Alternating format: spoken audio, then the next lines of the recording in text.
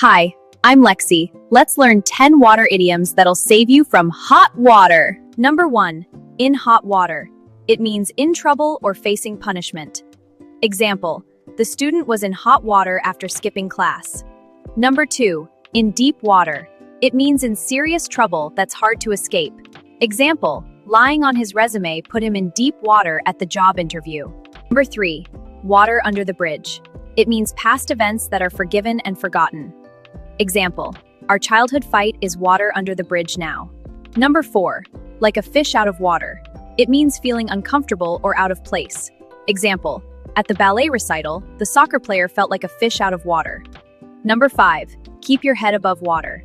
It means barely managing to survive or cope.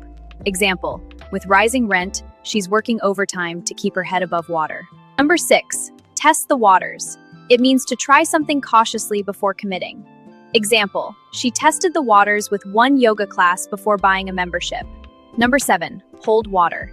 It means an argument or excuse that makes logical sense. Example, his excuse for being late doesn't hold water because the bus records show no delay.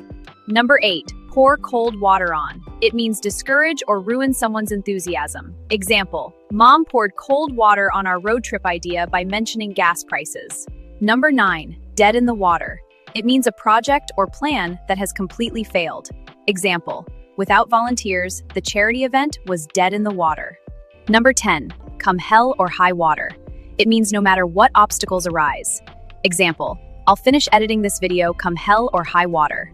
Hey everyone, which water idiom blew your mind the most? Drop it in the comments below, and don't forget to smash that like button and subscribe if you learned something new today.